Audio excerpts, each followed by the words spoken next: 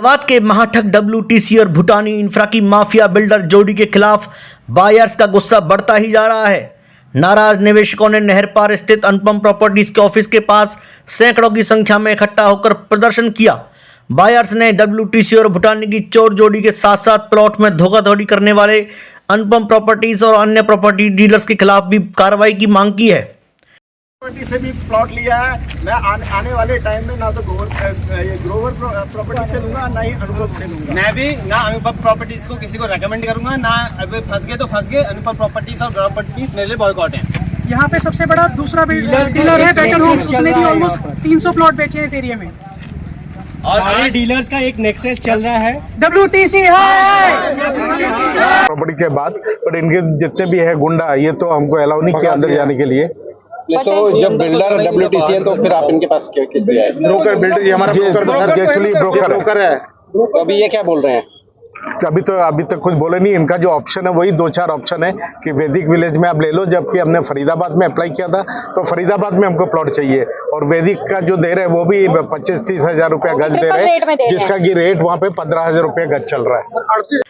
हरियाणा हलचल टीवी पर हमने आपको खबर दिखाई थी कि किस तरह से अपने आप को बड़ा बिल्डर बताने वाले डब्ल्यूटीसी ग्रुप ने फरीदाबाद के नहर पार इलाके में प्लॉट देने के नाम पर लोगों से पैसे लिए और साथ में एश्योर्ड रिटर्न का भी दावा किया, लेकिन लोगों को ना तो पैसे ही मिले ना ही रिटर्न मिला। इस शातिराना खेल में भूटानी ग्रुप और फरीदाबाद के बड़े बड़े प्रॉपर्टी डीलर भी शामिल हैं। टीसी के एक प्रोजेक्ट में किया था जो 111 से लेके 114 के बीच में हमें प्लॉट के लिए बताया गया था। मैंने इसमें 17 लाख रुपए दिए थे, जिसमें कि इन्होंने मुझे 20 लाख का एक चेक दिया था विद इंटरेस्ट अमाउंट, और ये बोला था कि 2 साल बाद हम आपको ये या तो प्लॉट दे देंगे। अगर 0.1% अगर ये प्लॉट नहीं कंप्लीट हो पाता या कुछ है तो हमें वो चेक हम डाल सकते हैं, हमारा पूरा पैसा विद इंटरेस्ट हमें मिल जाएगा। हाँ, लेकिन जैसे ही हम लोगों ने वो चेक डाला और डेट नजदीक आई, हम लोगों ने पहले इन्हें कांटेक्ट किया कि भाई हमारा चेक का डेट आ रहा है, क्या स्टेटस है, कुछ नहीं।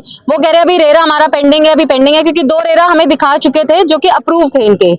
लेकिन उसके बाद जो हमारे जिसमें था वो कह रहा अभी पेंडिंग है, रेरा आ जाएगा। फिर हमने कहा नहीं, हम ये चेक डालने जा रहे हैं।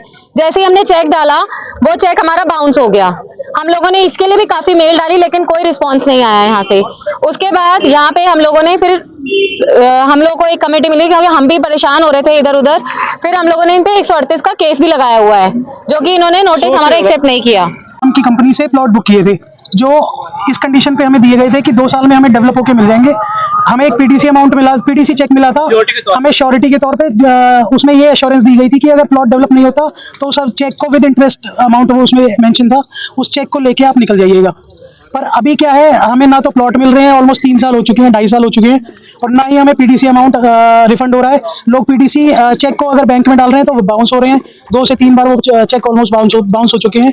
हमने इसके लिए सीपी साहब के पास भी गुहार लगाई है, ईओडब्ल्यू में भी हमारी कुछ FIRs हुई हैं। चेक बाउंस के ऑलमोस्ट 100 केसेस हमारे 138 के फरीदाबाद डिस्ट्रिक्ट कोर्ट में चल रहे हैं, पर कुछ सॉल्यूशन नहीं मिल पा रहा है हमें किसी प्रशासन की। कम्युनिकेशन हुआ है आपका?